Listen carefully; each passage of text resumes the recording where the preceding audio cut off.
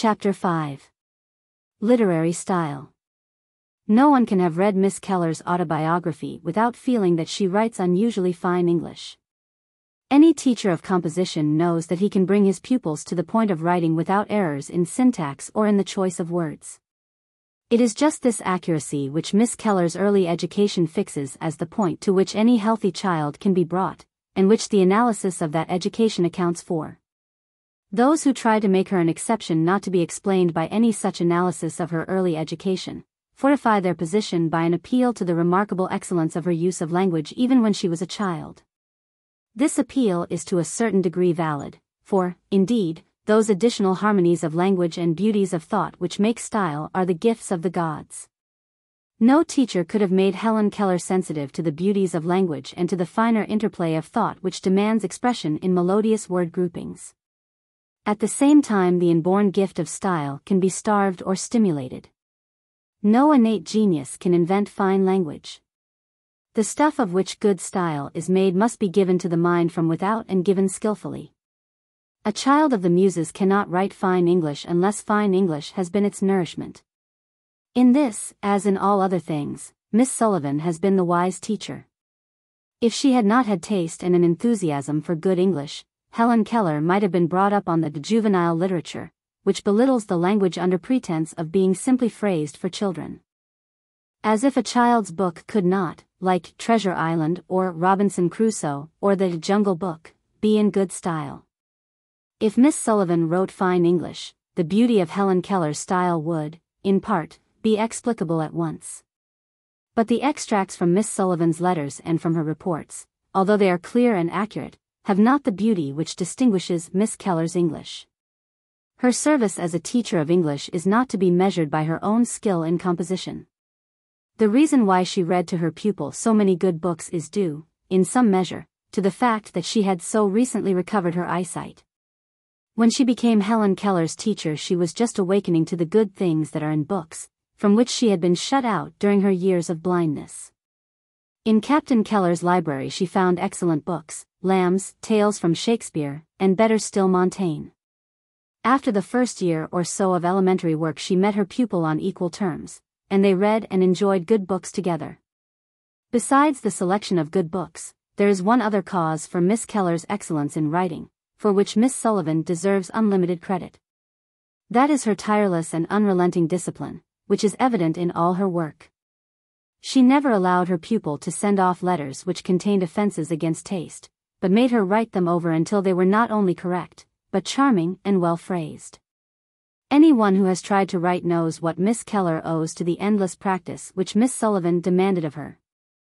Let a teacher with a liking for good style insist on a child's writing a paragraph over and over again until it is more than correct, and he will be training, even beyond his own power of expression, the power of expression in the child. How far Miss Sullivan carried this process of refinement and selection is evident from the humorous comment of Dr. Bell, that she made her pupil a little old woman, too widely different from ordinary children in her maturity of thought. When Dr. Bell said this he was arguing his own case. For it was Dr. Bell who first saw the principles that underlie Miss Sullivan's method, and explained the process by which Helen Keller absorbed language from books. There is, moreover, a reason why Helen Keller writes good English, which lies in the very absence of sight and hearing. The disadvantages of being deaf and blind were overcome and the advantages remained. She excels other deaf people because she was taught as if she were normal. On the other hand, the peculiar value to her of language, which ordinary people take for granted as a necessary part of them like their right hand, made her think about language and love it. Language was her liberator, and from the first she cherished it.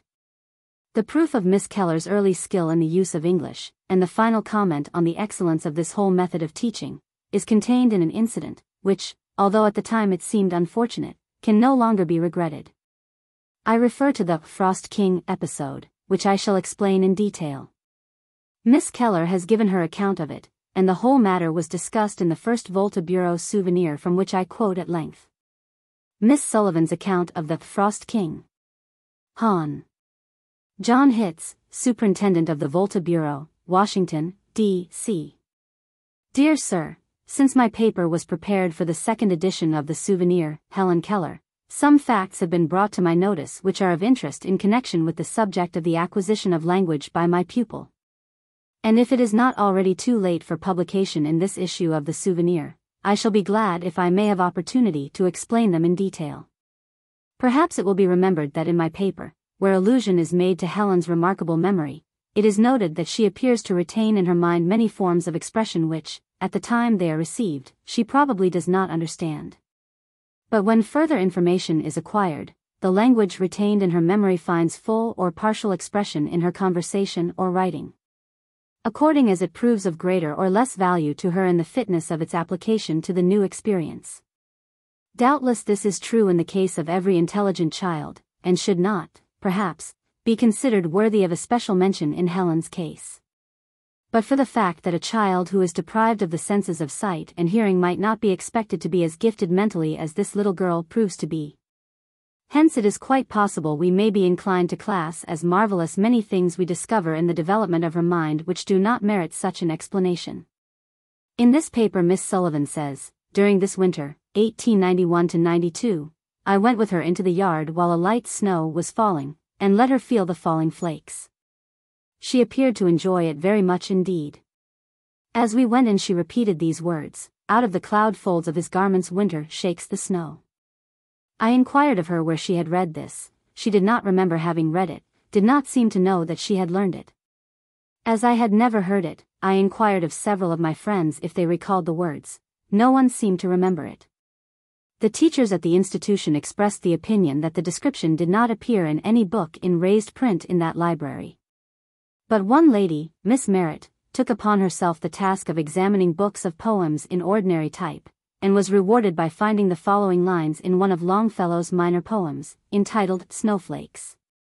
Out of the bosom of the air. Out of the cloud folds of her garments shaken, over the woodlands brown and bare, over the harvest fields forsaken, silent and soft and slow descends the snow. It would seem that Helen had learned and treasured the memory of this expression of the poet, and this morning in the snowstorm had found its application. In the hope that I may be pardoned if I appear to overestimate the remarkable mental capacity and power of comprehension and discrimination which my pupil possesses, I wish to add that, while I have always known that Helen made great use of such descriptions and comparisons as appeal to her imagination and fine poetic nature, yet recent developments in her writings convince me of the fact that I have not in the past been fully aware to what extent she absorbs the language of her favorite authors.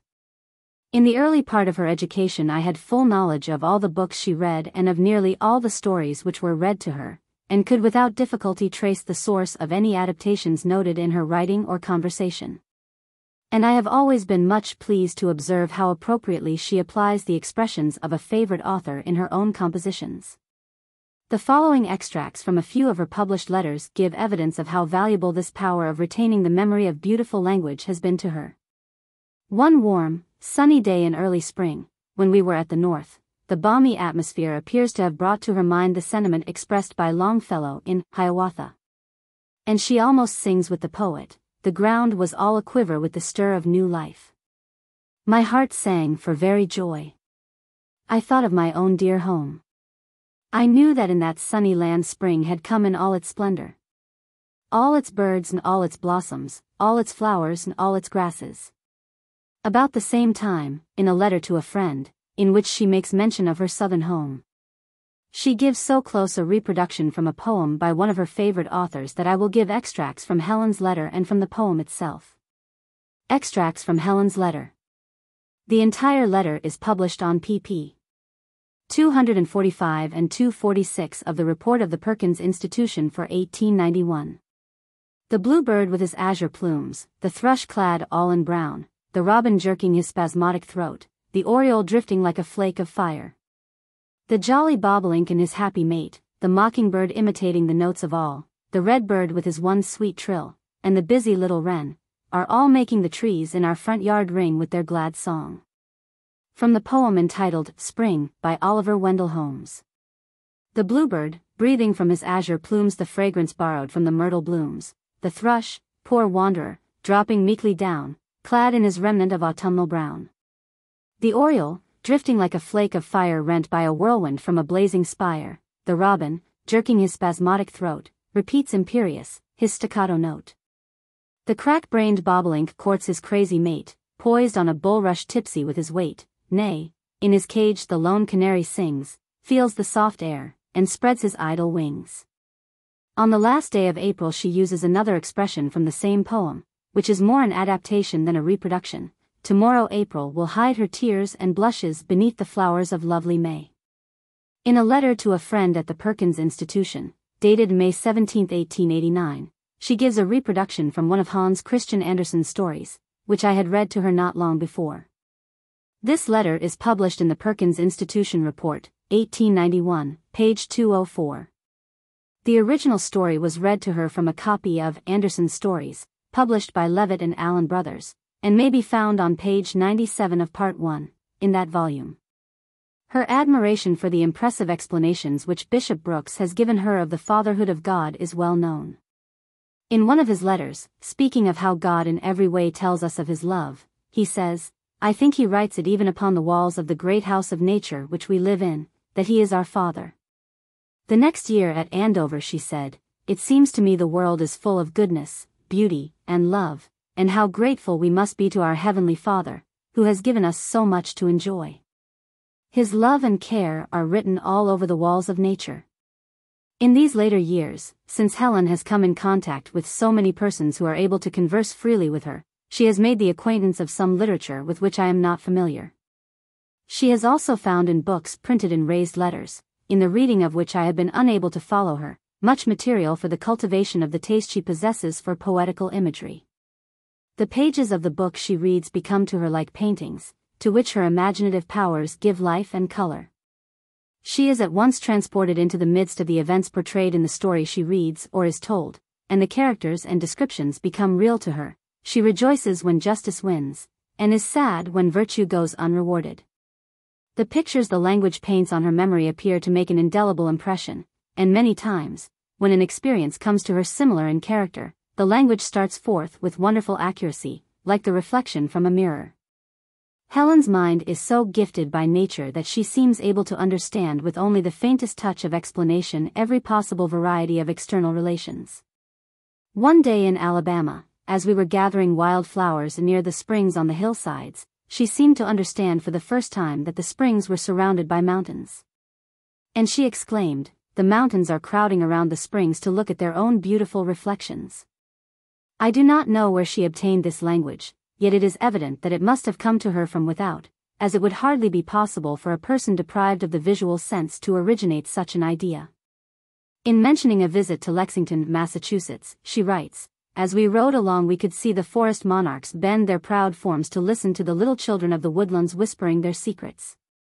The anemone, the wild violet, the hepatica, and the funny little curled-up ferns all peeped out at us from beneath the brown leaves. She closes this letter with, I must go to bed, for Morpheus has touched my eyelids with his golden wand. Here again, I am unable to state where she acquired these expressions.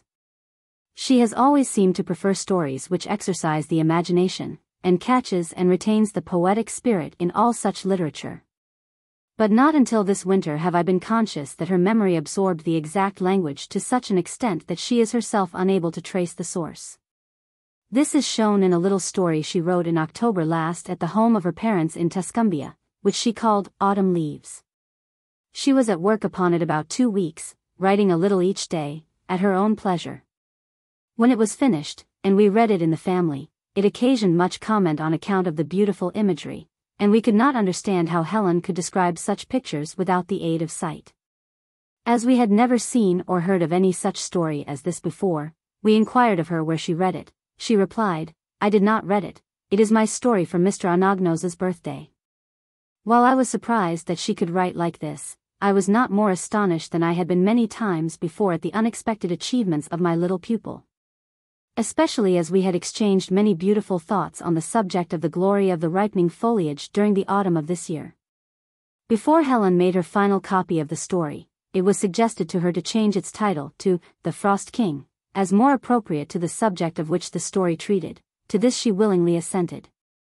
The story was written by Helen in Braille, as usual, and copied by her in the same manner. I then interlined the manuscript for the greater convenience of those who desired to read it.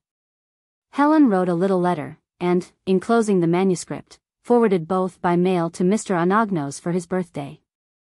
The story was printed in the January number of The Mentor and, from a review of it in the Goodson Gazette, I was startled to find that a very similar story had been published in 1873, 7 years before Helen was born. This story, Frost Fairies, appeared in a book written by Miss Margaret T. Canby, entitled Bertie and His Fairy Friends. The passages quoted from the two stories were so much alike in thought and expression as to convince me that Miss Canby's story must at some time have been read to Helen. As I had never read this story, or even heard of the book, I inquired of Helen if she knew anything about the matter, and found she did not. She was utterly unable to recall either the name of the story or the book. Careful examination was made of the books in raised print in the library of the Perkins Institution to learn if any extracts from this volume could be found there, but nothing was discovered. I then concluded that the story must have been read to her a long time ago, as her memory usually retains with great distinctness facts and impressions which have been committed to its keeping. After making careful inquiry, I succeeded in obtaining the information that our friend, Mrs. S. C. Hopkins, had a copy of this book in 1888 which was presented to her little daughter in 1873 or 1874. Helen and I spent the summer of 1888 with Mrs. Hopkins at her home in Brewster, Massachusetts, where she kindly relieved me a part of the time, of the care of Helen. She amused and entertained Helen by reading to her from a collection of juvenile publications, among which was the copy of Bertie and His Fairy Friends, and, while Mrs. Hopkins does not remember this story of Frost Fairies, she is confident that she read to Helen extracts, if not entire stories, from this volume.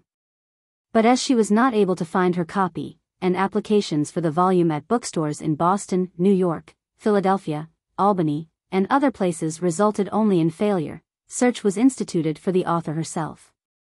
This became a difficult task, as her publishers in Philadelphia had retired from business many years ago. However, it was eventually discovered that her residence is at Wilmington, Delaware, and copies of the second edition of the book, 1889, were obtained from her. She has since secured and forwarded to me a copy of the first edition. The most generous and gratifying letters have been received from Miss Canby by Helen's friends, a few extracts from which are given. Under date of February 24, 1892, after mentioning the order of the publication of the stories in the magazine, she writes, "All the stories were revised before publishing them in book form. Additions were made to the number as first published, I think, and some of the titles may have been changed."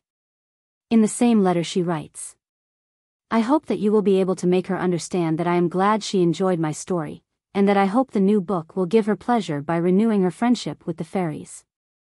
I shall write to her in a short time. I am so much impressed with what I have learned of her that I have written a little poem entitled A Silent Singer, which I may send to her mother after a while. Can you tell me in what paper the article appeared accusing Helen of plagiarism, and giving passages from both stories? I should like much to see it, and to obtain a few copies if possible." Under date of March 9, 1892, Miss Canby writes, "I find traces, in the report which you so kindly sent me, of little Helen having heard other stories than that of Frost Fairies. On page 132, in a letter, there is a passage which must have been suggested by my story called The Rose Fairies, CPP 13-16 of Bertie, and on pages 93 and 94 of the report the description of a thunderstorm is very much like Bertie's idea of the same in the Dew Fairies on page 59 and 60 of my book. What a wonderfully active and retentive mind that gifted child must have. If she had remembered and written down accurately, a short story, and that soon after hearing it, it would have been a marvel. But to have heard the story once, 3 years ago, and in such a way that neither her parents nor teacher could ever allude to it or refresh her memory about it, and then to have been able to reproduce it so vividly, even adding some touches of her own in perfect keeping with the rest, which really improve the original, is something that very few girls of riper age, and with every advantage of sight, hearing, and even great talents for composition, could have done as well, if at all. Under the circumstances, I do not see how anyone can be so unkind as to call it a plagiarism. It is a wonderful feat of memory, and stands alone, as doubtless much of her work will in future, if her mental powers grow and develop with her years as greatly as in the few years past. I have known many children well, have been surrounded by them all my life, and love nothing better than to talk with them, amuse them, and quietly notice their traits of mind and character. But I do not recollect more than one girl of Helen's age who had the love and thirst for knowledge, and the store of literary and general information, and the skill in composition, which Helen possesses. She is indeed a wonder child. Thank you very much for the report, Gazette, and Helen's journal. The last made me realize the great disappointment to the dear child more than before. Please give her my warm love, and tell her not to feel troubled about it any more. No one shall be allowed to think it was anything wrong, and some day she will write a great, beautiful story or poem that will make many people happy. Tell her there are a few bitter drops in every one's cup, and the only way is to take the bitter patiently, and the sweet thankfully. I shall love to hear of her reception of the book and how she likes the stories which are new to her. I have now, March, 1892, read to Helen, The Frost Fairies, The Rose Fairies, and a portion of The Dew Fairies, but she is unable to throw any light on the matter. She recognized them at once as her own stories, with variations, and was much puzzled to know how they could have been published before she was born. She thinks it is wonderful that two people should write stories so much alike. But she still considers her own as original. I give below a portion of Miss Canby's story, The Rose Fairies, and also Helen's letter to Mr. Anagnos containing her dream, so that the likenesses and differences may be studied by those interested in the subject. The Rose Fairies. From Bertie and His Fairy Friends, by Margaret T. Canby. One pleasant morning little Bertie might have been seen sitting quietly on the grass plat at the side of his mother's house, looking very earnestly at the rose bushes. It was quite early, great Mr. Sun, who is such an early riser in summer time, had not been up very long. The birds were just beginning to chirp their good mornings to each other, and as for the flowers, they were still asleep.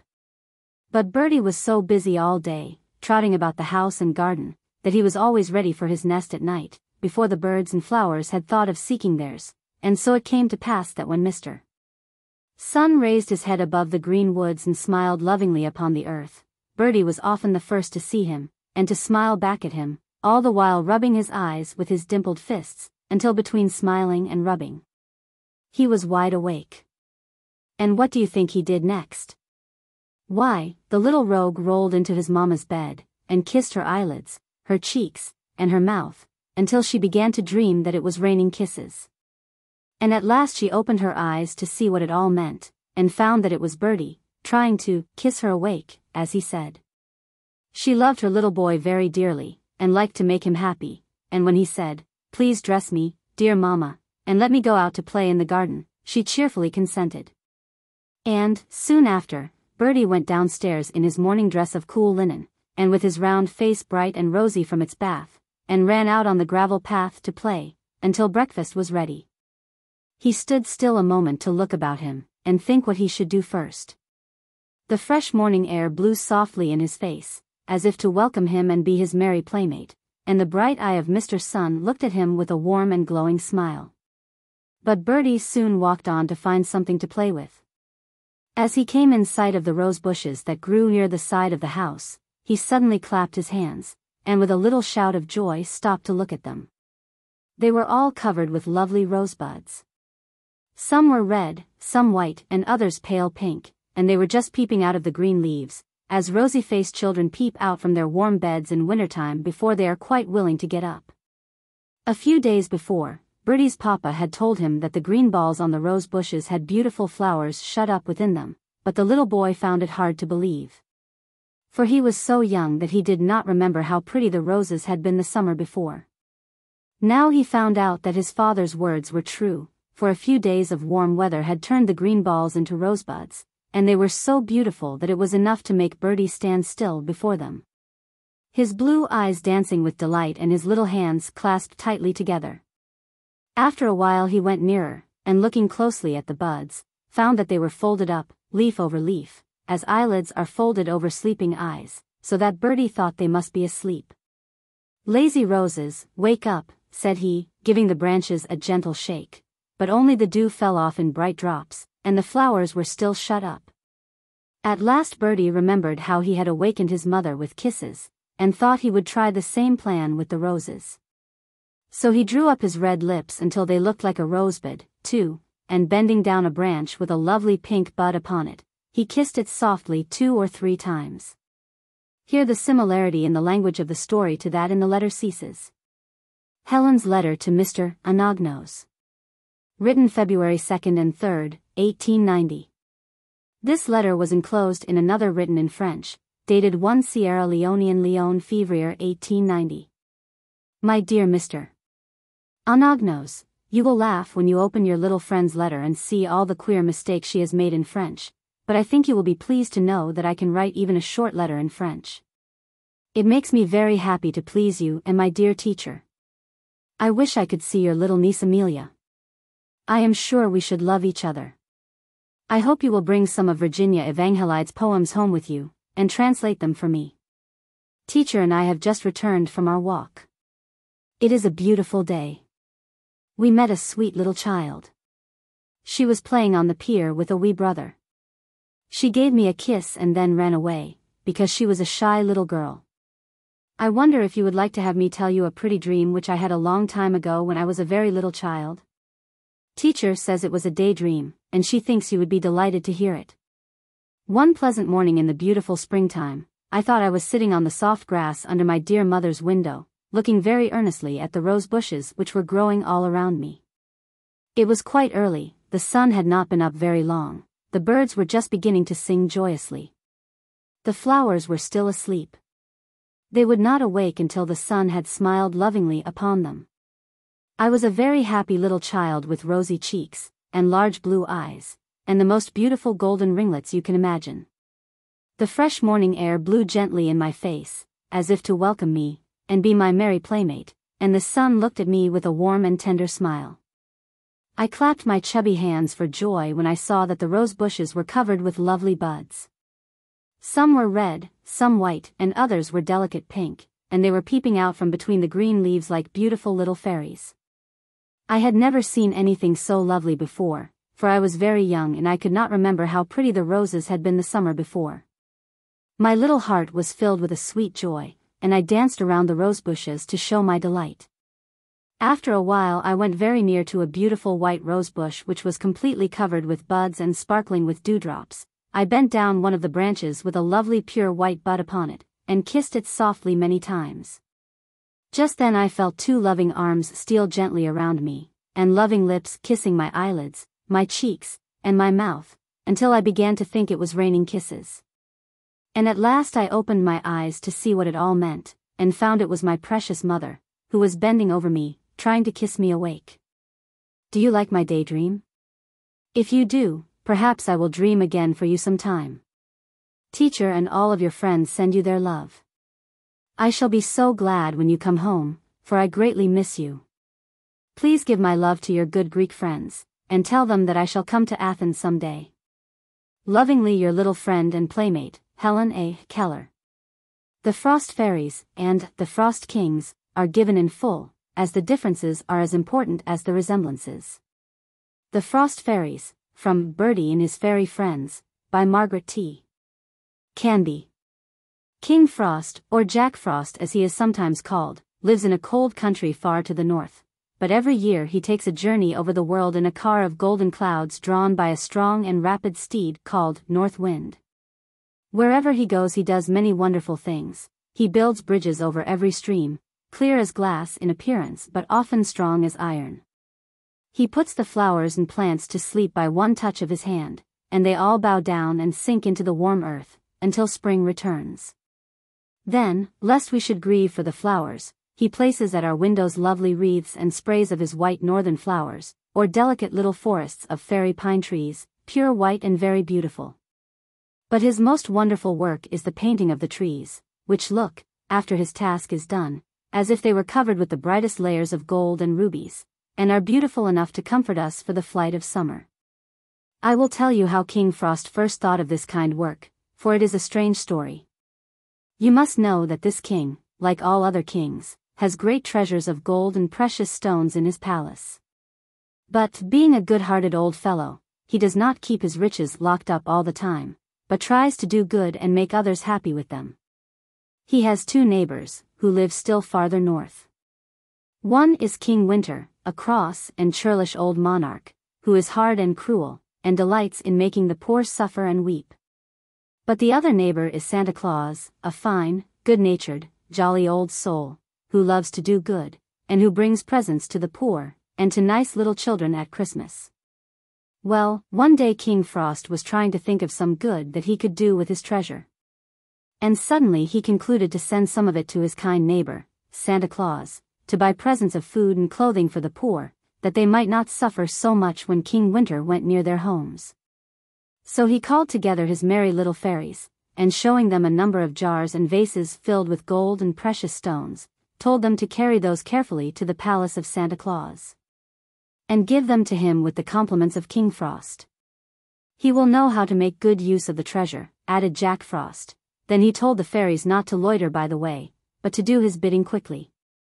The fairies promised obedience and soon started on their journey, dragging the great glass jars and vases along, as well as they could, and now and then grumbling a little at having such hard work to do, for they were idle fairies, and liked play better than work.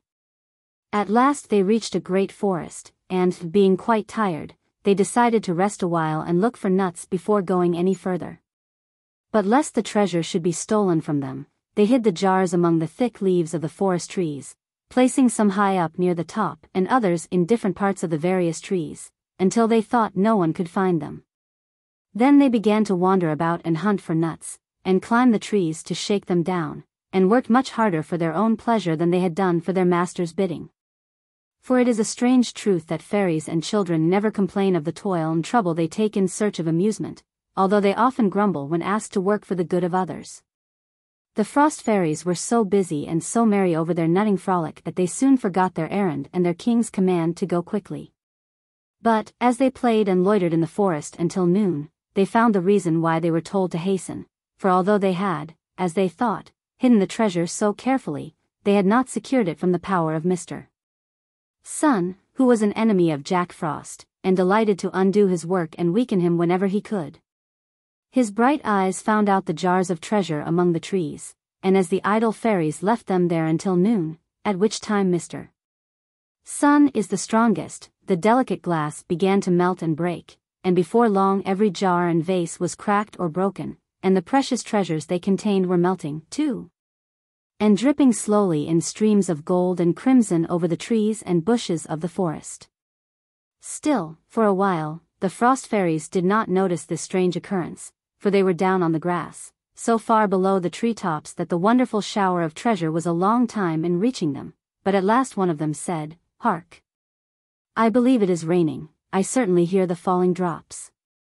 The others laughed, and told him that it seldom rained when the sun was shining. But as they listened they plainly heard the tinkling of many drops falling through the forest, and sliding from leaf to leaf until they reached the bramble bushes beside them, when, to their great dismay, they found that the raindrops were melted rubies, which hardened on the leaves and turned them to bright crimson in a moment. Then looking more closely at the trees around, they saw that the treasure was all melting away, and that much of it was already spread over the leaves of the oak trees and maples, which were shining with their gorgeous dress of gold and bronze, crimson and emerald. It was very beautiful. But the idle fairies were too much frightened at the mischief their disobedience had caused, to admire the beauty of the forest, and at once tried to hide themselves among the bushes, lest King Frost should come and punish them. Their fears were well founded, for their long absence had alarmed the king, and he had started out to look for his tardy servants, and just as they were all hidden, he came along slowly, looking on all sides for the fairies. Of course, he soon noticed the brightness of the leaves, and discovered the cause, too, when he caught sight of the broken jars and vases from which the melted treasure was still dropping. And when he came to the nut trees, and saw the shells left by the idle fairies and all the traces of their frolic, he knew exactly how they had acted, and that they had disobeyed him by playing and loitering on their way through the woods. King Frost frowned and looked very angry at first, and his fairies trembled for fear and cowered still lower in their hiding places. But just then 2 little children came dancing through the wood, and though they did not see King Frost or the fairies, they saw the beautiful color of the leaves, and laughed with delight, and began picking great bunches to take to their mother. "The leaves are as pretty as flowers," said they, and they called the golden leaves buttercups, and the red ones roses, and were very happy as they went singing through the wood. Their pleasure charmed away King Frost's anger, and he, too, began to admire the painted trees, and at last he said to himself, "My treasures are not wasted if they make little children happy. I will not be offended at my idle, thoughtless fairies, for they have taught me a new way of doing good." When the frost fairies heard these words, they crept, one by one, from their corners, and, kneeling down before their master, confessed their fault, and asked his pardon. He frowned upon them for a while, and scolded them, too, but he soon relented, and said he would forgive them this time, and would only punish them by making them carry more treasure to the forest, and hide it in the trees, until all the leaves, with Mr. Sun's help, were covered with gold and ruby coats. Then the fairies thanked him for his forgiveness, and promised to work very hard to please him, and the good-natured king took them all up in his arms, and carried them safely home to his palace. From that time, I suppose, it has been part of Jack Frost's work to paint the trees with the glowing colors we see in the autumn, and if they are not covered with gold and precious stones, I do not know how he makes them so bright, do you? The Frost King by Helen Keller. King Frost lives in a beautiful palace far to the north, in the land of perpetual snow. The palace, which is magnificent beyond description, was built centuries ago, in the reign of King Glacier. At a little distance from the palace we might easily mistake it for a mountain whose peaks were mounting heavenward to receive the last kiss of the departing day. But on nearer approach we should discover our error. What we had supposed to be peaks were in reality 1,000 glittering spires. Nothing could be more beautiful than the architecture of this ice palace. The walls are curiously constructed of massive blocks of ice which terminate in cliff-like towers. The entrance to the palace is at the end of an arched recess, and it is guarded night and day by 12 soldierly-looking white bears. But, children, you must make King Frost a visit the very first opportunity you have, and see for yourselves this wonderful palace. The old king will welcome you kindly, for he loves children, and it is his chief delight to give them pleasure. You must know that King Frost, like all other kings, has great treasures of gold and precious stones, but as he is a generous old monarch, he endeavors to make a right use of his riches. So wherever he goes he does many wonderful works. He builds bridges over every stream, as transparent as glass, but often as strong as iron. He shakes the forest trees until the ripe nuts fall into the laps of laughing children. He puts the flowers to sleep with one touch of his hand. Then, lest we should mourn for the bright faces of the flowers, he paints the leaves with gold and crimson and emerald, and when his task is done the trees are beautiful enough to comfort us for the flight of summer. I will tell you how King Frost happened to think of painting the leaves, for it is a strange story. One day while King Frost was surveying his vast wealth and thinking what good he could do with it, he suddenly bethought him of his jolly old neighbor, Santa Claus. "I will send my treasures to Santa Claus," said the king to himself. "He is the very man to dispose of them satisfactorily, for he knows where the poor and the unhappy live, and his kind old heart is always full of benevolent plans for their relief." So he called together the merry little fairies of his household and, showing them the jars and vases containing his treasures, he bade them carry them to the palace of Santa Claus as quickly as they could. The fairies promised obedience, and were off in a twinkling, dragging the heavy jars and vases along after them as well as they could, now and then grumbling a little at having such a hard task. For they were idle fairies and loved to play better than to work. After a while they came to a great forest and, being tired and hungry, they thought they would rest a little and look for nuts before continuing their journey. But thinking their treasure might be stolen from them, they hid the jars among the thick green leaves of the various trees until they were sure that no one could find them. Then they began to wander merrily about searching for nuts, climbing trees, peeping curiously into the empty birds' nests, and playing hide and seek from behind the trees. Now, these naughty fairies were so busy and so merry over their frolic that they forgot all about their errand and their master's command to go quickly, but soon they found to their dismay why they had been bidden to hasten, for although they had, as they supposed, hidden the treasure carefully, yet the bright eyes of King's son had spied out the jars among the leaves, and as he and King Frost could never agree as to what was the best way of benefiting the world, He was very glad of a good opportunity of playing a joke upon his rather sharp rival. King's son laughed softly to himself when the delicate jars began to melt and break. At length every jar and vase was cracked or broken, and the precious stones they contained were melting, too, and running in little streams over the trees and bushes of the forest. Still the idle fairies did not notice what was happening, for they were down on the grass, and the wonderful shower of treasure was a long time in reaching them. But at last they plainly heard the tinkling of many drops falling like rain through the forest, and sliding from leaf to leaf until they reached the little bushes by their side. When to their astonishment they discovered that the raindrops were melted rubies which hardened on the leaves, and turned them to crimson and gold in a moment. Then looking around more closely, they saw that much of the treasure was already melted, for the oaks and maples were arrayed in gorgeous dresses of gold and crimson and emerald. It was very beautiful, but the disobedient fairies were too frightened to notice the beauty of the trees. They were afraid that King Frost would come and punish them. So they hid themselves among the bushes and waited silently for something to happen. Their fears were well founded, for their long absence had alarmed the king, and he mounted North Wind and went out in search of his tardy couriers.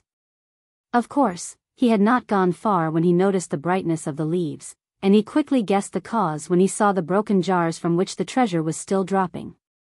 At first King Frost was very angry, and the fairies trembled and crouched lower in their hiding places, and I do not know what might have happened to them if just then a party of boys and girls had not entered the wood.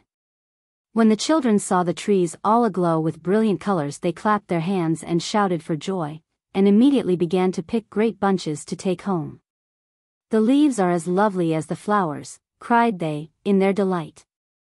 Their pleasure banished the anger from King Frost's heart and the frown from his brow, and he, too, began to admire the painted trees. He said to himself, "My treasures are not wasted if they make little children happy. My idle fairies and my fiery enemy have taught me a new way of doing good." When the fairies heard this, they were greatly relieved and came forth from their hiding places, confessed their fault, and asked their master's forgiveness. Ever since that time it has been King Frost's great delight to paint the leaves with the glowing colors we see in the autumn, and if they are not covered with gold and precious stones I cannot imagine what makes them so bright, can you? If the story of The Frost Fairies was read to Helen in the summer of 1888, she could not have understood very much of it at that time, for she had only been under instruction since March 1887. Can it be that the language of the story had remained dormant in her mind until my description of the beauty of the autumn scenery in 1891 brought it vividly before her mental vision? I have made careful investigation among Helen's friends in Alabama and in Boston and its vicinity, but thus far have been unable to ascertain any later date when it could have been read to her. Another fact is of great significance in this connection. The Rose Fairies was published in the same volume with The Frost Fairies, and, therefore, was probably read to Helen at or about the same time. Now Helen, in her letter of February, 1890, quoted above, alludes to this story of Miss Canby's as a dream, which I had a long time ago when I was a very little child. Surely, a year and a half would appear a long time ago to a little girl like Helen. We therefore have reason to believe that the stories must have been read to her at least as early as the summer of 1888. Helen Keller's own statement. The following entry made by Helen in her diary speaks for itself. 1892, January 30th. This morning I took a bath, and when teacher came upstairs to comb my hair she told me some very sad news which made me unhappy all day. Someone wrote to Mr. Anagnos that the story which I sent him as a birthday gift, and which I wrote myself, was not my story at all, but that a lady had written it a long time ago. The person said her story was called Frost Fairies. I am sure I never heard it. It made us feel so bad to think that people thought we had been untrue and wicked. My heart was full of tears, for I love the beautiful truth with my whole heart and mind. It troubles me greatly now. I do not know what I shall do. I never thought that people could make such mistakes. I am perfectly sure I wrote the story myself. Mr. Anagnos is much troubled. It grieves me to think that I have been the cause of his unhappiness, but of course I did not mean to do it. I thought about my story in the autumn, because teacher told me about the autumn leaves while we walked in the woods at Fern Quarry. I thought fairies must have painted them because they are so wonderful, and I thought, too, that King Frost must have jars and vases containing precious treasures, because I knew that other kings long ago had. And because teacher told me that the leaves were painted ruby, emerald, gold, crimson, and brown. So that I thought the paint must be melted stones. I knew that they must make children happy because they are so lovely, and it made me very happy to think that the leaves were so beautiful and that the trees glowed so, although I could not see them. I thought everybody had the same thought about the leaves, but I do not know now. I thought very much about the sad news when teacher went to the doctor's. She was not here at dinner and I missed her. I do not feel that I can add anything more that will be of interest. My own heart is too full of tears when I remember how my dear little pupil suffered when she knew that people thought we had been untrue and wicked, for I know that she does indeed love the beautiful truth with her whole heart and mind. Yours truly, Annie M. Sullivan. So much appears in the Volta Bureau souvenir. The following letter from Mr. Anagnos is reprinted from the American Annals of the Deaf, April, 1892. Perkins Institution and Massachusetts School for the Blind So. Boston, March 11, 1892. To the Editor of the Annals. Sir, in compliance with your wishes I make the following statement concerning Helen Keller's story of King Frost. It was sent to me as a birthday gift on November 7th, from Tuscumbia, Alabama. Knowing as well as I do Helen's extraordinary abilities, I did not hesitate to accept it as her own work, nor do I doubt today that she is fully capable of writing such a composition. Soon after its appearance in print I was pained to learn, through the Goodson Gazette, that a portion of the story, 8 or 9 passages, is either a reproduction or adaptation of Miss Margaret Canby's Frost Fairies. I immediately instituted an inquiry to ascertain the facts in the case. None of our teachers or officers who are accustomed to converse with Helen ever knew or heard about Miss Canby's book, nor did the child's parents and relatives at home have any knowledge of it. Her father, Captain Keller, wrote to me as follows on the subject. I hasten to assure you that Helen could not have received any idea of the story from any of her relations or friends here, none of whom can communicate with her readily enough to impress her with the details of a story of that character. At my request, one of the teachers in the girls' department examined Helen in regard to the construction of the story. Her testimony is as follows. I first tried to ascertain what had suggested to Helen's mind the particular fancies which made her story seem like a reproduction of one written by Miss Margaret Canby. Helen told me that for a long time she had thought of Jack Frost as a king, because of the many treasures which he possessed. Such rich treasures must be kept in a safe place, and so she had imagined them stored in jars and vases in one part of the royal palace. She said that one autumn day her teacher told her as they were walking together in the woods, about the many beautiful colors of the leaves, and she had thought that such beauty must make people very happy, and very grateful to King Frost. I asked Helen what stories she had read about Jack Frost. In answer to my question she recited a part of the poem called Freaks of the Frost, and she referred to a little piece about winter, in one of the school readers. She could not remember that anyone had ever read to her any stories about King Frost, but said she had talked with her teacher about Jack Frost and the wonderful things he did. The only person that we supposed might possibly have read the story to Helen was her friend, Mrs. Hopkins, whom she was visiting at the time in Brewster. I asked Miss Sullivan to go at once to see Mrs. Hopkins and ascertain the facts in the matter. The result of her investigation is embodied in the printed note herewith enclosed. This note is a statement of the bare facts and an apology, which Mr. Anagnos inserted in his report of the Perkins Institute. I have scarcely any doubt that Miss Canby's little book was read to Helen, by Mrs. Hopkins, in the summer of 1888. But the child has no recollection whatever of this fact. On Miss Sullivan's return to Brewster, she read to Helen the story of Little Lord Fauntleroy, which she had purchased in Boston for the purpose. The child was at once fascinated and absorbed with the charming story, which evidently made a deeper impression upon her mind than any previously read to her, as was shown in the frequent reference to it, both in her conversation and letters. For many months afterward, her intense interest in Fauntleroy must have buried all remembrance of Frost Fairies, and when, more than 3 years later, she had acquired a fuller knowledge and use of language, and was told of Jack Frost and his work, The seed so long buried sprang up into new thoughts and fancies.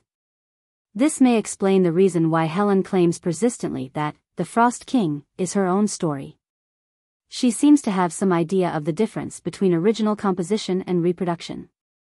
She did not know the meaning of the word plagiarism until quite recently, when it was explained to her. She is absolutely truthful. Veracity is the strongest element of her character. She was very much surprised and grieved when she was told that her composition was an adaptation of Miss Canby's story of Frost Fairies. She could not keep back her tears, and the chief cause of her pain seemed to be the fear lest people should doubt her truthfulness. She said, with great intensity of feeling, "I love the beautiful truth." A most rigid examination of the child of about 2 hours' duration, at which 8 persons were present and asked all sorts of questions with perfect freedom, failed to elicit in the least any testimony convicting either her teacher or anyone else of the intention or attempt to practice deception.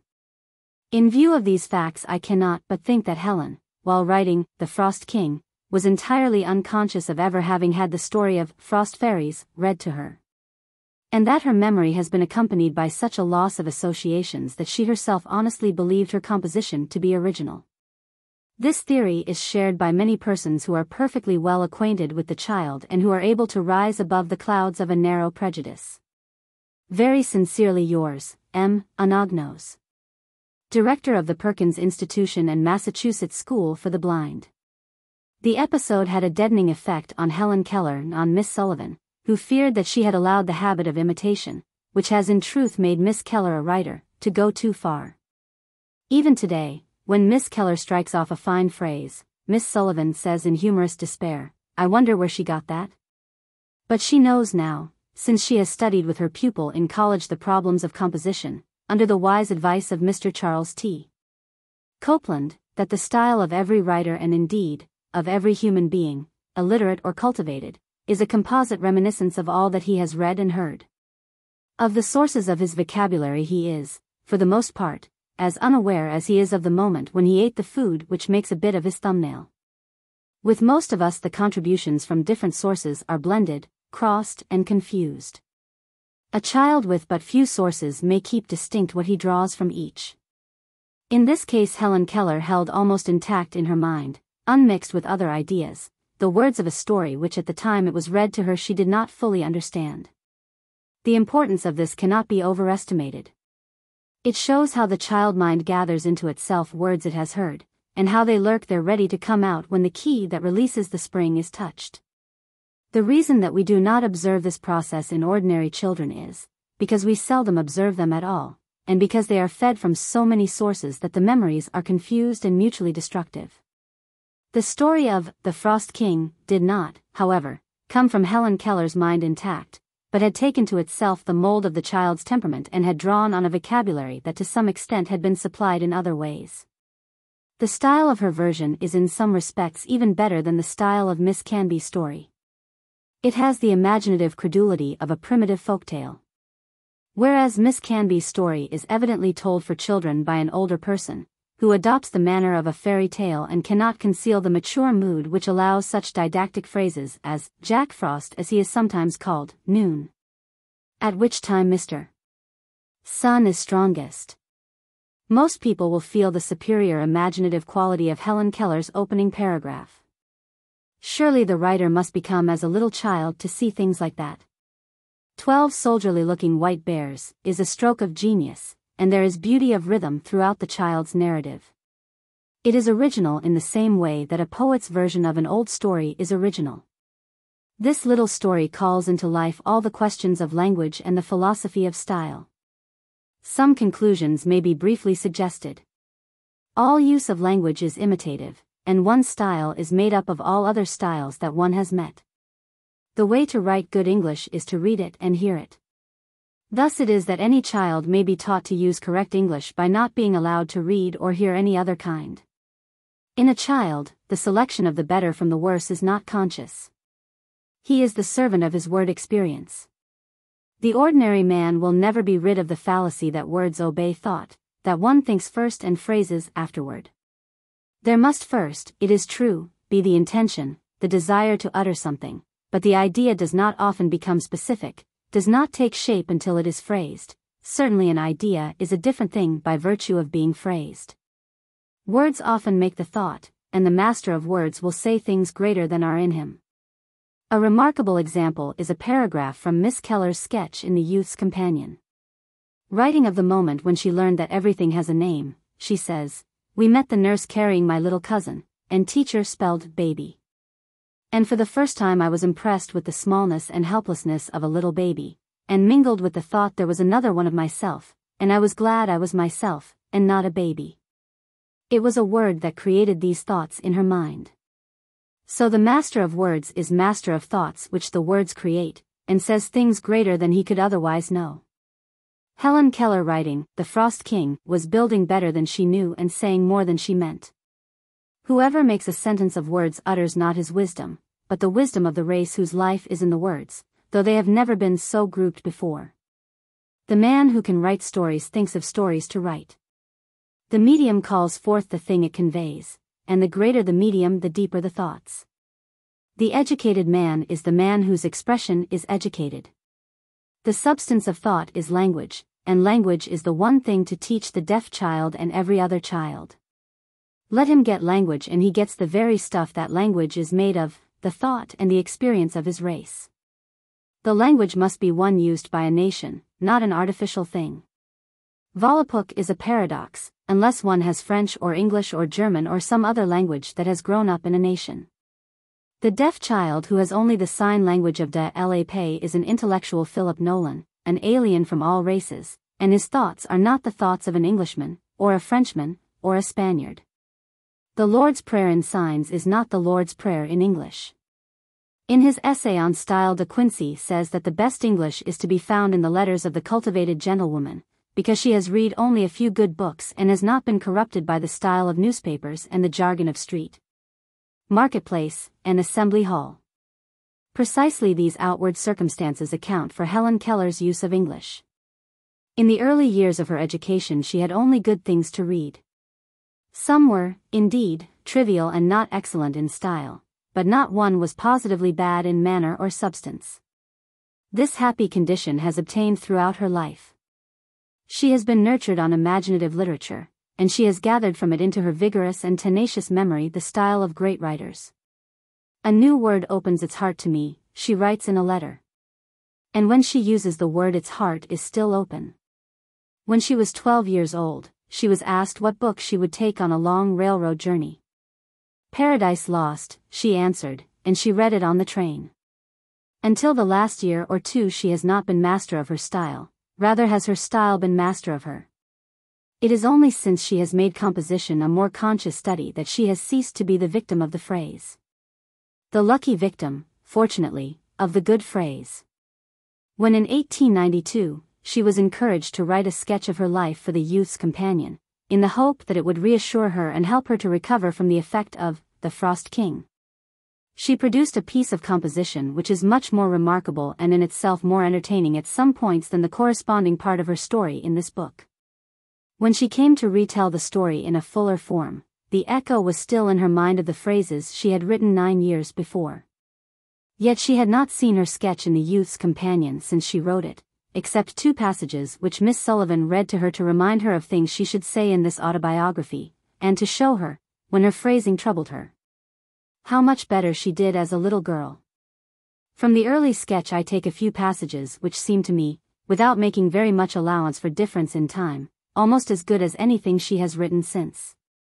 I discovered the true way to walk when I was a year old. And during the radiant summer days that followed I was never still a minute. Then when my father came in the evening, I would run to the gate to meet him, and he would take me up in his strong arms and put back the tangled curls from my face and kiss me many times, saying, "What has my little woman been doing today?" But the brightest summer has winter behind it. In the cold, dreary month of February, when I was 19 months old, I had a serious illness.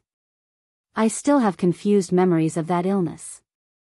My mother sat beside my little bed and tried to soothe my feverish moans while in her troubled heart she prayed, "Father in heaven, spare my baby's life." But the fever grew and flamed in my eyes, and for several days my kind physician thought I would die. But early one morning the fever left me as mysteriously and unexpectedly as it had come, and I fell into a quiet sleep. Then my parents knew I would live, and they were very happy. They did not know for some time after my recovery that the cruel fever had taken my sight and hearing, taken all the light and music and gladness out of my little life. But I was too young to realize what had happened. When I awoke and found that all was dark and still, I suppose I thought it was night, and I must have wondered why day was so long coming. Gradually, however, I got used to the silence and darkness that surrounded me, and forgot that it had ever been day. I forgot everything that had been except my mother's tender love. Soon even my childish voice was stilled, because I had ceased to hear any sound. But all was not lost. After all, sight and hearing are but two of the beautiful blessings which God had given me. The most precious, the most wonderful of His gifts was still mine. My mind remained clear and active, though fled for the light. As soon as my strength returned, I began to take an interest in what the people around me were doing. I would cling to my mother's dress as she went about her household duties, and my little hands felt every object and observed every motion, and in this way I learned a great many things. When I was a little older I felt the need of some means of communication with those around me, and I began to make simple signs which my parents and friends readily understood. But it often happened that I was unable to express my thoughts intelligibly, and at such times I would give way to my angry feelings utterly. Teacher had been with me nearly 2 weeks, and I had learned 18 or 20 words, before that thought flashed into my mind, as the sun breaks upon the sleeping world.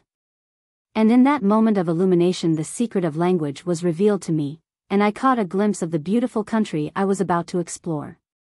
Teacher had been trying all the morning to make me understand that the mug and the milk in the mug had different names. But I was very dull, and kept spelling milk for mug, and mug for milk until teacher must have lost all hope of making me see my mistake.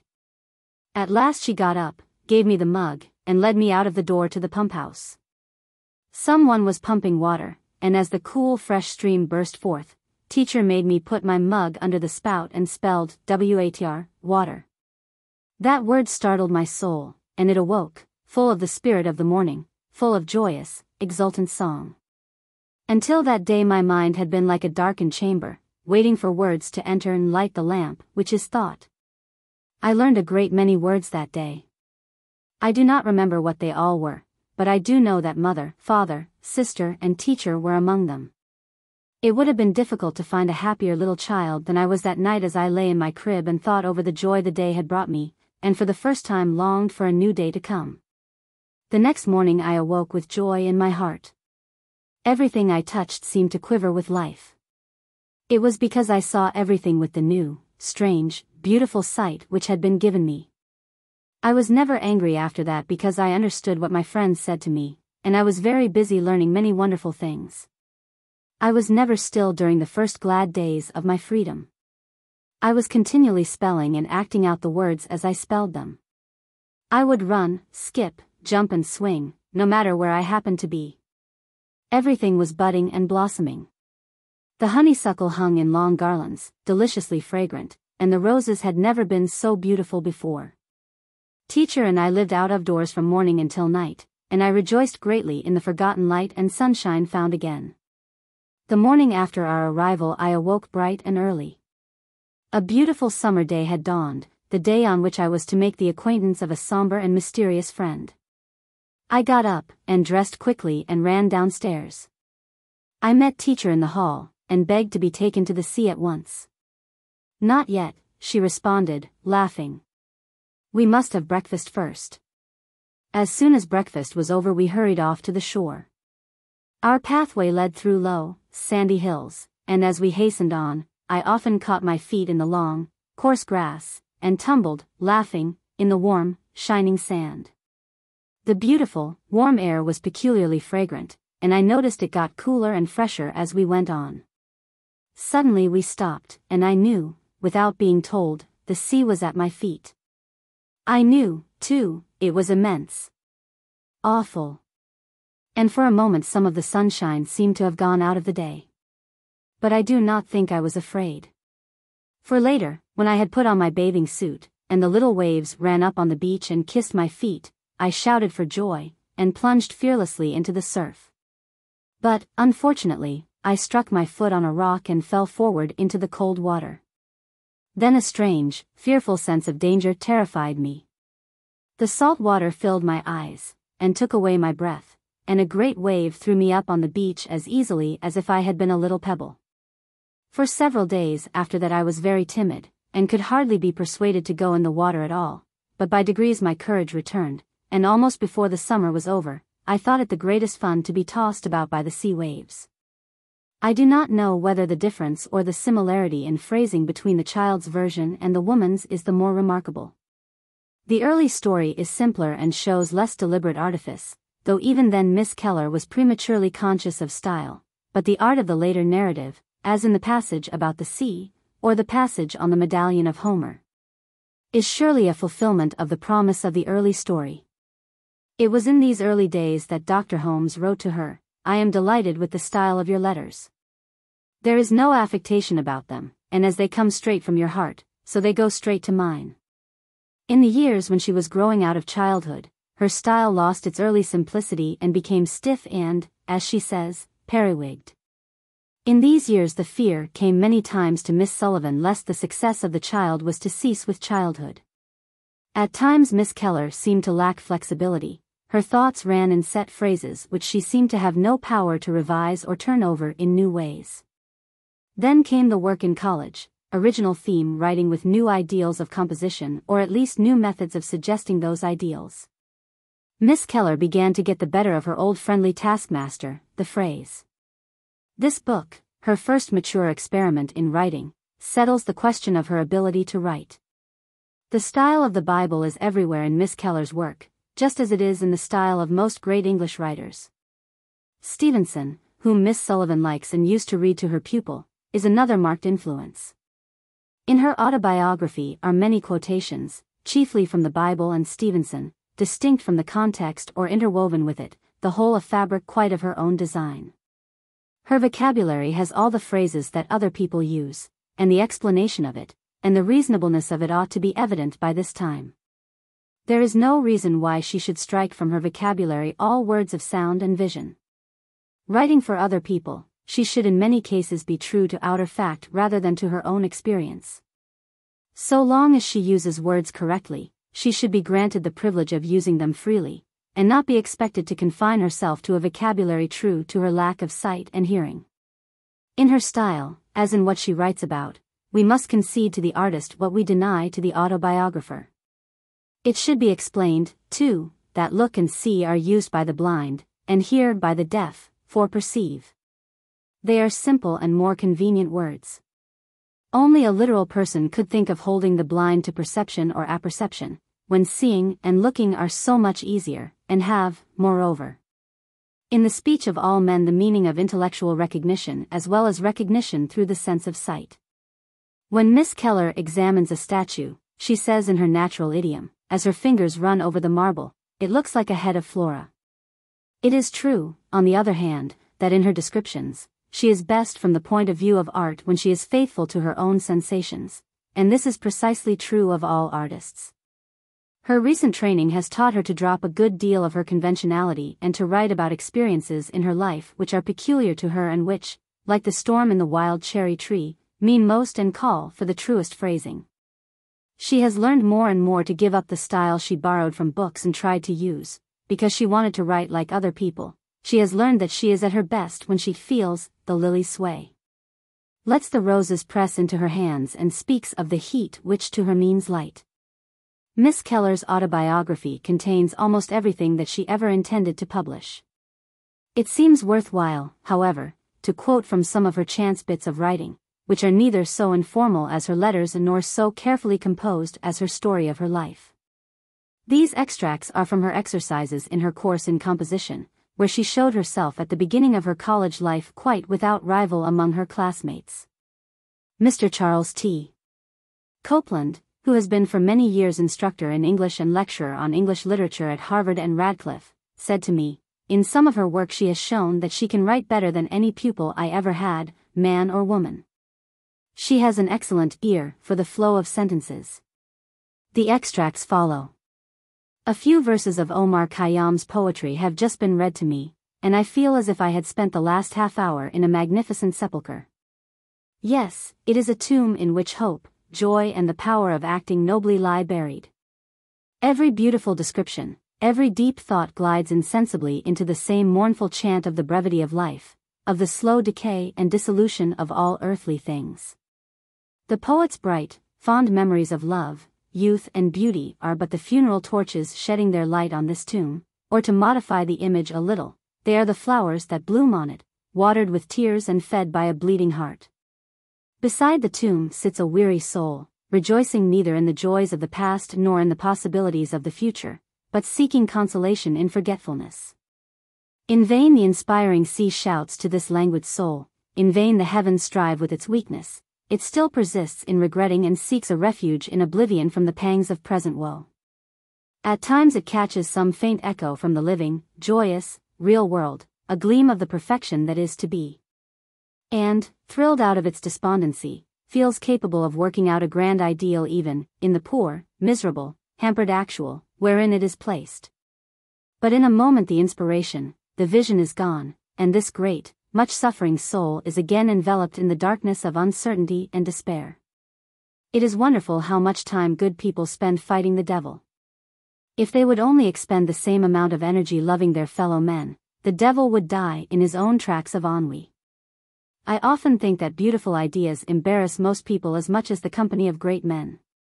They are regarded generally as far more appropriate in books and in public discourses than in the parlor or at the table.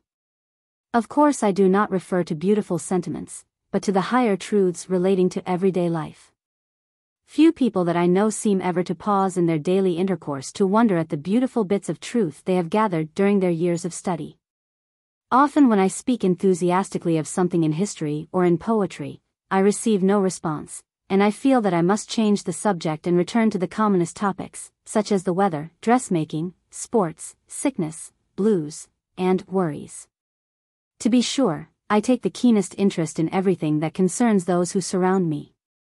It is this very interest which makes it so difficult for me to carry on a conversation with some people who will not talk or say what they think. But I should not be sorry to find more friends ready to talk with me now and then about the wonderful things I read. We need not be like les femmes savantes, but we ought to have something to say about what we learn as well as about what we must do, and what our professors say or how they mark our themes. Today I took luncheon with the freshman class of Radcliffe. This was my first real experience in college life, and a delightful experience it was. For the first time since my entrance into Radcliffe I had the opportunity to make friends with all my classmates, and the pleasure of knowing that they regarded me as one of themselves. Instead of thinking of me as living apart and taking no interest in the everyday nothings of their life, as I had sometimes feared they did. I have often been surprised to hear this opinion expressed or rather implied by girls of my own age and even by people advanced in years. Once someone wrote to me that in his mind I was always sweet and earnest, thinking only of what is wise, good and interesting, as if he thought I was one of those wearisome saints of whom there are only too many in the world. I always laugh at these foolish notions, and assure my friends that it is much better to have a few faults and be cheerful and responsive in spite of all deprivations than to retire into one's shell, pet one's affliction, clothe it with sanctity, and then set one's self up as a monument of patience, virtue, goodness and all in all. But even while I laugh I feel a twinge of pain in my heart. Because it seems rather hard to me that anyone should imagine that I do not feel the tender bonds which draw me to my young sisters, the sympathies springing from what we have in common, youth, hope, a half-eager, half-timid attitude towards the life before us and above all the royalty of maidenhood. Saint Beuve says, Il vint un age peut-être quand on en écrit plus. This is the only allusion I have read to the possibility that the sources of literature, varied and infinite as they seem now, may sometime be exhausted. It surprises me to find that such an idea has crossed the mind of anyone, especially of a highly gifted critic. The very fact that the 19th century has not produced many authors whom the world may count among the greatest of all time does not in my opinion justify the remark, there may come a time when people cease to write. In the first place, the fountains of literature are fed by two vast worlds, one of action, one of thought, by a succession of creations in the one and of changes in the other. New experiences and events call forth new ideas and stir men to ask questions unthought of before, and seek a definite answer in the depths of human knowledge.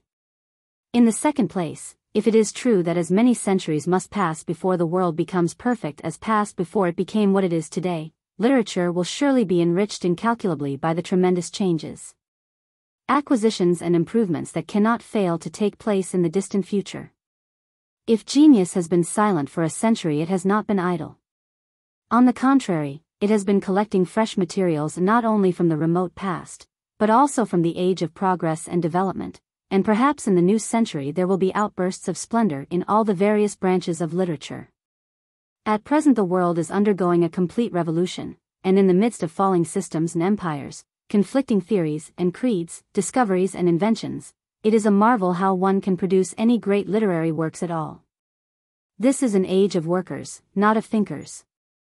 The song today is, "Let the dead past bury its dead, act in the living present, heart within and God overhead."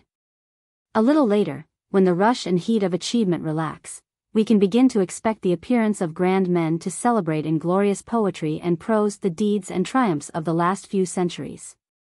It is very interesting to watch a plant grow. It is like taking part in creation.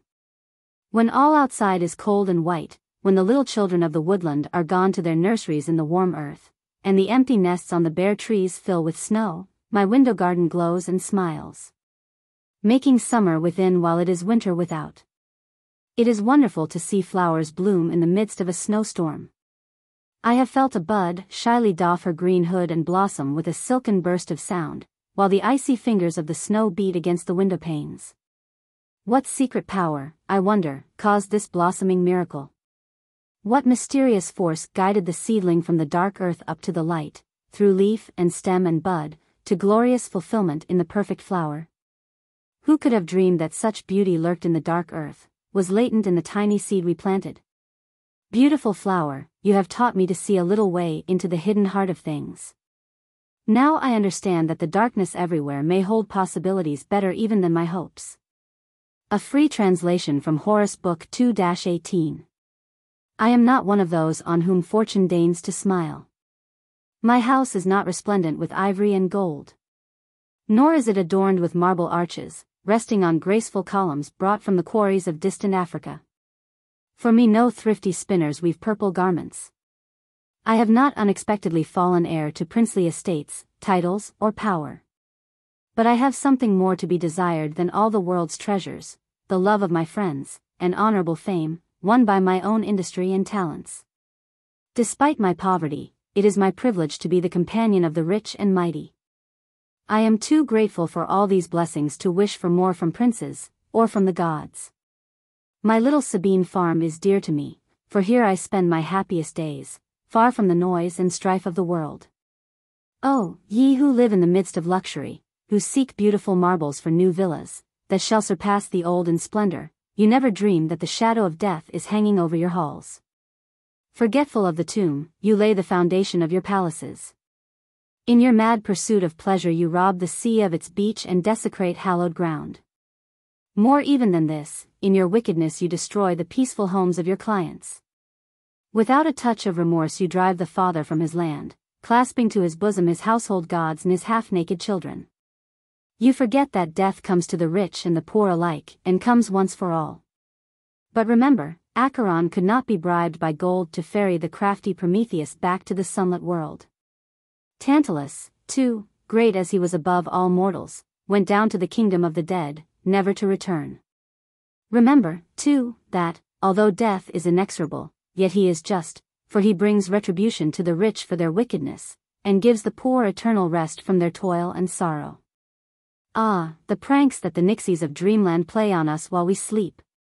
Methinks, they are jesters at the court of heaven. They frequently take the shape of daily themes to mock me. They strut about on the stage of sleep like foolish virgins, only they carry well-trimmed notebooks in their hands instead of empty lamps. At other times they examine and cross-examine me in all the studies I have ever had, and invariably ask me questions as easy to answer as this: what was the name of the first mouse that worried Hippopotamus, satrap of Cambridge under Astyages? Grandfather of Cyrus the Great? I wake terror-stricken with the words ringing in my ears, an answer or your life. Such are the distorted fancies that flit through the mind of one who is at college and lives as I do in an atmosphere of ideas, conceptions and half-thoughts, half-feelings which tumble and jostle each other until one is almost crazy. I rarely have dreams that are not in keeping with what I really think and feel, but one night my very nature seemed to change, and I stood in the eye of the world a mighty man and a terrible. Naturally I love peace and hate war and all that pertains to war. I see nothing admirable in the ruthless career of Napoleon, save its finish. Nevertheless, in that dream the spirit of that pitiless slayer of men entered me. I shall never forget how the fury of battle throbbed in my veins. It seemed as if the tumultuous beating of my heart would stop my breath. I rode a fiery hunter. I can feel the impatient toss of his head now and the quiver that ran through him at the first roar of the cannon. From the top of the hill where I stood I saw my army surging over a sunlit plain like angry breakers, and as they moved, I saw the green of fields, like the cool hollows between billows. Trumpet answered trumpet above the steady beat of drums and the rhythm of marching feet. I spurred my panting steed and waving my sword on high and shouting, I come. Behold me, warriors, Europe. I plunged into the oncoming billows, as a strong swimmer dives into breakers, and struck, alas, 'tis true, the bedpost.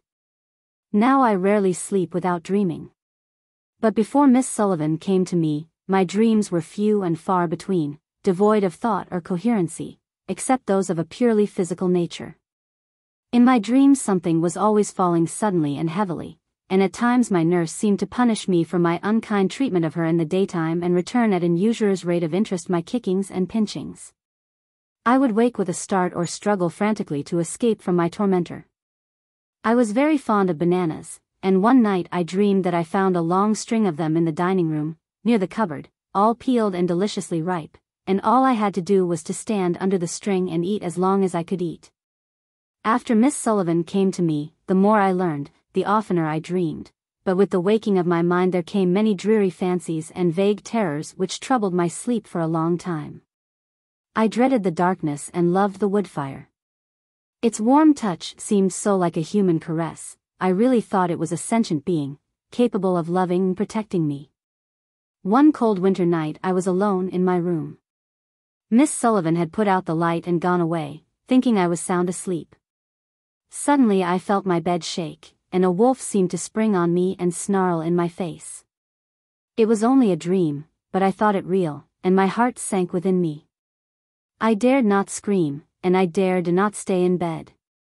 Perhaps this was a confused recollection of the story I had heard not long before about Red Riding Hood. At all events, I slipped down from the bed and nestled close to the fire which had not flickered out. The instant I felt its warmth I was reassured, and I sat a long time watching it climb higher and higher in shining waves. At last sleep surprised me, and when Miss Sullivan returned she found me wrapped in a blanket by the hearth. Often when I dream, thoughts pass through my mind like cowled shadows, silent and remote, and disappear. Perhaps they are the ghosts of thoughts that once inhabited the mind of an ancestor. At other times the things I have learned and the things I have been taught drop away, as the lizard sheds its skin, and I see my soul as God sees it. There are also rare and beautiful moments when I see and hear in dreamland. What if in my waking hours a sound should ring through the silent halls of hearing? What if a ray of light should flash through the darkened chambers of my soul? What would happen, I ask many and many a time. Would the bow-and-string tension of life snap? Would the heart, overweight with sudden joy, stop beating for very excess of happiness?